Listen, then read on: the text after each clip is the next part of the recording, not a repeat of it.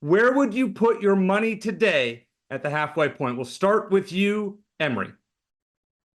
Texas. And listen, the Longhorns do two things that I love about teams that are playing great football. Third down offense, they're at 50%. Third down defense, 29%. So they find a way to stay on the field and get you off the field. They play great team defense. And this will be the theme for the show for me. Look at how they play, not who they play.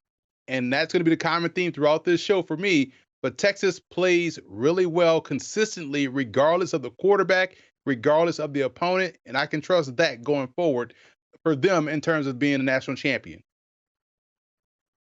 Yeah, I'm right there with you with Texas here. It's really also the fact that they've just been unblemished so far. I know they played on the road at Michigan. They've got Georgia this week, but even if they don't win this game against Georgia, I still love their chances of just simply being there and having a really strong path to winning the national title. Now, if they beat Georgia this weekend on their home field, Georgia becomes a 2-loss team with still a couple pretty tough games left on their schedule. So for me, the route for Georgia getting there is going to be really, really difficult compared to what it's going to be for Texas, even if Texas loses this game to Georgia.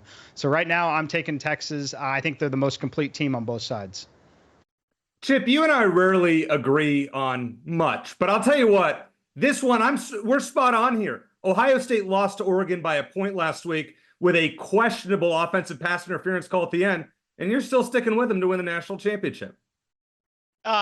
This is the time to buy the Ohio State Buckeyes, because if the Buckeyes are able to go into Penn State and win handily, something that I think right now they are built to do, if they set themselves up for a potential rematch with Oregon, I think I would take the Buckeyes, because you mentioned that was a 1-point defeat for Ohio State in an environment in Autzen Stadium that to me is probably worth more than even your standard 2.5 to 3 points, given the way that Ducks crowd was ready for one of the biggest games in the history of that building. And so for Ohio State, I think they learned a lot about themselves. We talked about it going into the game. The Buckeyes had not really bled yet, and now they're able to go in. They're able to assess where they need to improve. I think that you would get a better performance, especially out of the back end of that Ohio State defense after a little bit of a film session of getting cooked by Evan Stewart. And so I like Ohio State to be able to position itself to get to the Big Ten championship game in Indianapolis on CBS, to win the Big Ten championship, to lock down a top 2 seed,